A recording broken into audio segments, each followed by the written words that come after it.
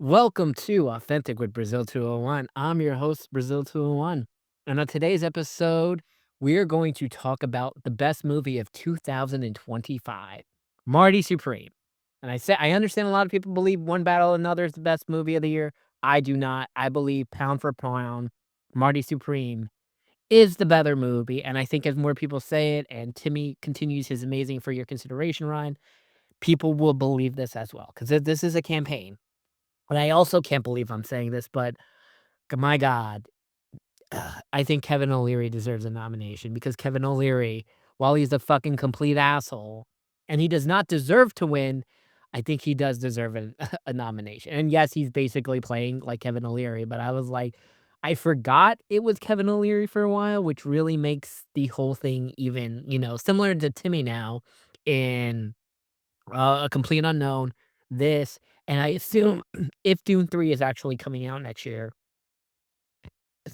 as well, Timmy becomes these characters, and I don't know if it's healthy because he begins to act like his characters. As you know, like last year during Our Complete Unknown, he was acting a lot like Bob Dylan of like young 20-year-old Bob Dylan, and if you've been paying attention to the Marty Supreme run and you've seen Marty Supreme, Timmy is acting a lot like Marty Supreme, and I don't know what the real Timmy is, right? I have no idea how he acts when he's with Kylie Jenner. Has he even met the kid? Is he like a stepdad? Like, what is the situation here? Because Timmy, like me, is, born and raised New Yorker, but very different type of New Yorker, and I love the image. He changed from, like, theater geek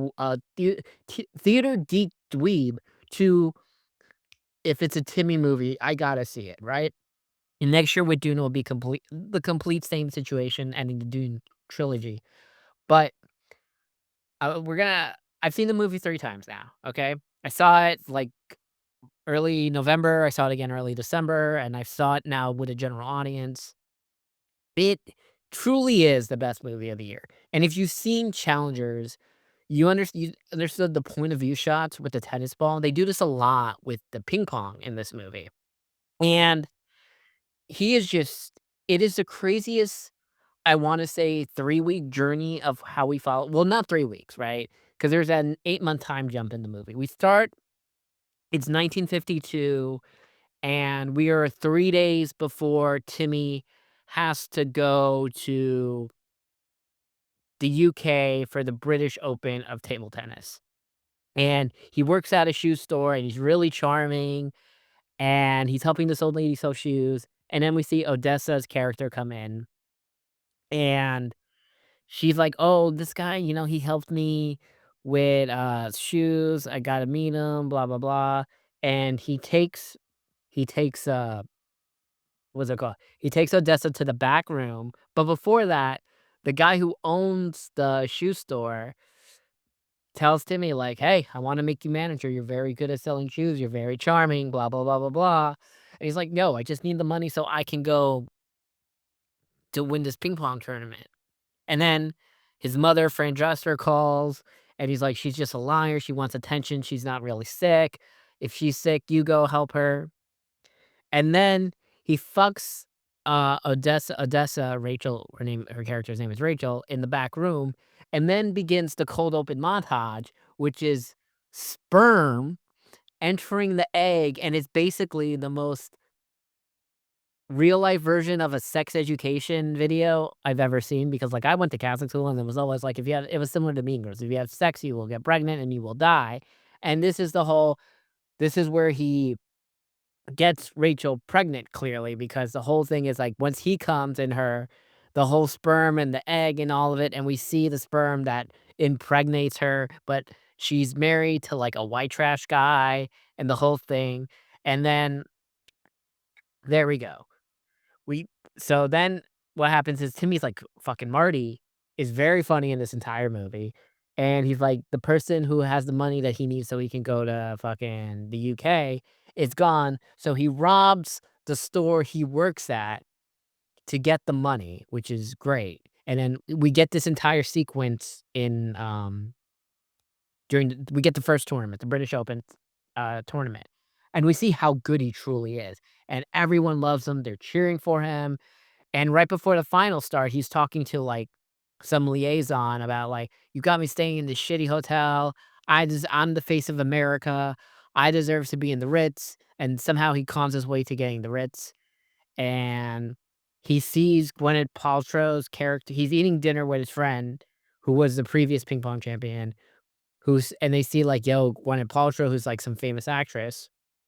He's like, "Oh, really?" And he's, like, somehow uses his hotel phone to call her hotel phone, and he's, like, flirting with her. He's like, "Yeah, look in the magazine, that's me." Oh, because he won. That's right. He won. No, he didn't win yet. That's right. He did not win yet, because then finals is the next day.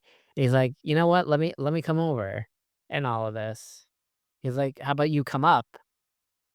And a bunch of other things, and he's, like, flirting, and he's like, "You see that bowl?" And he throws an apple, and it lands perfectly because he shows his precision, and she's like, "Huh, cute." And he's like, Come see me play, table tennis tomorrow." Um, but then we meet Kevin O'Leary's character who's, like, talking shit the entire time, and she just gets upset, and she asks, "Oh, where are you?" It's like in this suite. Then she comes upstairs, and she's in this sexy lingerie, and the sex scene is crazy. She looks so good. They have sex. He wins the tournament. Then he talks to Kevin O'Leary, because Kevin O'Leary's character is at the thing, and he watches, and he's like, "Come with me. We can work together. I can make you the star of tennis and a bunch of other shit." It's fantastic. He's a real asshole to him, because he's like, he wants him to throw the match. He's like, "I'm not throwing the match," and a bunch of other shit. Oh, that's right. He loses. That's right. I forgot Timmy doesn't win. He loses to the Japanese guy, because he's confused because Japan still has the travel ban. That's right. I'm so sorry. There's a lot that happens in this movie, because, like, it's only a table tennis movie for a bit before, like, he goes back to New York and a bunch of other shit happens. So that happens. He goes back to New York. It's been 8 months. Rachel's pregnant. And he's like, "That baby's not fucking mine. That's your shitty husband you constantly fuck every day. There's no way it can be mine. I'll pull out, okay? I practice. I'll pull out. I'll pull out." And his friend that drives a taxi, that's name is oh, yeah. Also, that's right, Timmy's been on tour, before even that happens. He's on tour with the Harlem Globetrotters for, like, 10 fucking for that's right, this is what happens, for 8 months. Then he comes back, sees that Rachel's pregnant, goes home, and during the montage, he steals a bunch of rocks from the actual pyramid because they're Jewish. And there's this weird flashback of that, because the previous guy was in the camps. Then a bunch of Tyler, the creator, is a taxi driver named Wally. And also Tyler's really great in this. I, like, forgot that was Tyler, the creator. Um, they go because he's like, he needs money to get to Tokyo, and he's broke as shit. And he goes to some shitty hotel on the Lower East Side, and he goes to shower, and the bathtub collapses on a dude, the floor below him, and we meet a dog that's really upset. Like, the dog looks like he got injured in the in the tub and everything, and this is, like, really upsetting because you think the dog's gonna die, and the dude, like, has his hand broken and everything, and the guy's like, "Look, I'm gonna give you, like, $400. Take my dog to the vet, please." Okay, and Marty then uses that money to go hustle people, and he just has the dog. He gives the dog some alcohol so it calms down and the breathing works. So the dog, Marty, and Wally go to Cranford, New Jersey, to a bowling alley to do a ping pong thing, and they hustle people. And they come up with a whole story like, oh, they pretend they don't know each other and have everyone bet on them. So either way, they win. They're filling up gas. The white people from the Cranberry bowling alley jump them, crash the car. The dog escapes and just runs away. And Timmy feels bad. Marty feels bad because he just, like, loves the dog. Like, he really, the dog became a part of the team. He's like, "Fuck," and, like, he's like, "We gotta go back." He's like, "We can't go back," and the cars crashed, and a bunch of other shit happens. Comes back in, gets arrested um, for stealing the money from the shoe thing 9 months ago, and then he's not arrested. He escapes, a bunch of other shit. Then we meet Rachel again, and she's got a black eye, and we think, "Oh," right? And we're like, "Oh, the husband she's with beat him because she found out that that's not, her baby." And that's why he's really mad. So then Timmy sneaks back into the building, uses one of his trophies to beat the shit out of the guy. that, like, gave her the black eye. So, they go on a journey to look for the dog, and they find a dog at some house that's, like, some crazy guy at some hoarder house that just has the dog. He breaks into the house, and for whatever reason, Moose, I believe that's the name of the dog, right? I believe it doesn't wanna, like, go with him, is just running around, and the owners of the house comes in and just begins firing shots, and they drive away. Oh, yeah, right. Oh, and then we see the orange ping pong balls that happen the orange ping the fat guy gives him the orange ping pong balls because Rachel got kicked out the house. So Rachel's, like, sleeping with the fat guy's house, a bunch of other shit. Oh, and he fucks Gwyneth Paltrow again because well, he's, like, looking where Kevin O'Leary is, and he's financing the play for Gwyneth Paltrow's character, who is, Kay Stone, and she's like, "Wow, this guy doesn't understand acting. If you really understand acting, he would do this or that and that." And then they fuck in a hotel again. Crazy sex scene. Like the sex scenes are amazing. Like, let me tell you, they are fucking amazing. I mean that in like all the derogatory ways. Like, holy shit. Like Timmy got game. Like, I need to go fuck a woman in her fucking 50s while I'm still young. Okay. And like just like break her back like that. That happens. Oh, he cons the jewelry off because he thinks it's like she's a millionaire, but that's really just costume jewelry to look good. He g and then what else the fuck happens? I forgot the story about that oh, the dude who lost the dog comes back because Rachel tries to, like, con him, like, "I got money for the dog." Rachel gets kidnapped.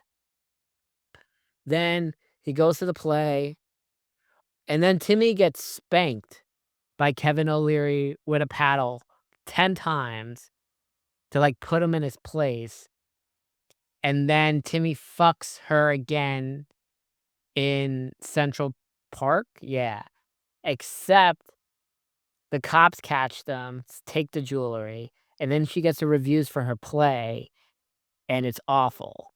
Like, the reviews of the play is awful when she's crying. Then Timmy gets sent to go get the dog back with the guy, with Rachel, and the 2 people because Rachel's been held hostage. The 2 guys try to get the dog, they're like, "That's Moose," and they get killed by the dude who owns the house, but they also kill the guy, and Marty takes all the money that's in there, but Rachel got shot. So Rachel gets dropped off at the hospital, and now that, Marty has all the money, he goes to Tokyo. Now that he's in Tokyo, uh, he's like, "I wanna compete." He's just like, "I wanna compete." He loses the first, match to the guy he lost to before, and then he wins the second time around by, like, rallying the people like, This was rigged. Let me do a real match." He wins, and, the American troops are happy and all of it. He's like, "Great game. I hope you win, blah, blah, blah, blah, blah." He takes a military plane back to the US, and he sees his child, and he's just so happy with his kid that he believed that wasn't his kid, and that's what happens. Marty Supreme is the best movie of the year. I just gotta say, like, I think like, what's a good way to say? It has, like, crazy energy. It's carried out by, like, a crazy man running around that's so fucking charming. Um, I wanna see it again. Like, this is a movie I think I could see so many times. Like, I truly do wanna see it again, like, over the next week. Like, I mean, it's not up on the For Your Consideration site yet, and it's just I love the narcissism. I relate to Marty so much, okay? It is great.